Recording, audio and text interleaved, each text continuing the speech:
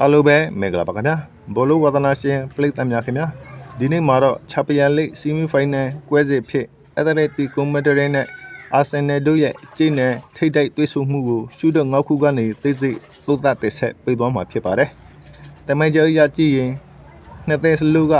နိုင်ရှိုးညီးများနေပါတယ်ဒါပေမဲ့နောက်ဆုံးတွေ့ခဲ့တဲ့2025တို့ကတော့အာဆင်နယ်က၄ဂိုးပြန်းနဲ့နေရထားတာကြောင့်အက်သလက်တီကိုဟာအေကွင်းမှာလက်စားချေရမဲ့ပွဲဖြစ်လာမှာပါအက်သလက်တီကိုမက်ဒရစ်ရဲ့သူတို့ရဲ့အေကွင်းမှာဆိုရင်ကြောဖြတ်ဖို့လောခက်ခဲတဲ့အသင်းပါဒါပေမဲ့ကျွန်တော်ရဲ့ချက်လက်တွေအရသူတို့ဟာ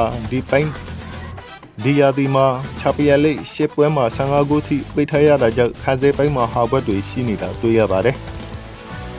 အာဆင်နယ်ဟာဒီယာဒီချာပီယံလိမှာ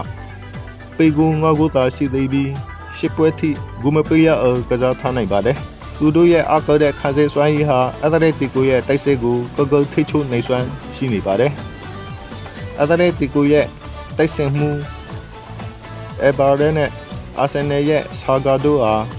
ဘယ်သူကခွေးရေးကိုတိုးချပြီးဂူတင်ပေါ်မလဲဆိုတာကပွဲရဲ့အဖြစ်ဖြစ်လာပါလိမ့်မယ်စီမိုနီရဲ့တွေ့ကြုံရေးချမ်းမှုနဲ့အာတီတာရဲ့ခဲတဲ့နီးဗျူဟာတွေဟာအပြိုင်မဲ့ဒီပွဲဟာပလေသားတွေအတွက်တကယ်ကိုစကြည့်ချေစရာတိုက်ပွဲတစ်ခုဖြစ်လာမှာပါကျွန်တော်ရဲ့ခံမှန်းချက်ကတော့နှစ်ကိုတကူဒါမှမဟုတ်တကူစီတရေရလာနဲ့အာဆင်နယ်ကဝေခွင်းမှာရလန်ကောင်းရသွားဖို့ရှိနေပါတယ်ဗျာဂူဘောအကူကျွန်တော်ကပုံနှိမ့်သက်ပါတယ်ဗျာအားလုံးကိုမင်္ဂလာပါခင်ဗျာအားလုံးကိုကျေးဇူးတင်ပါတယ်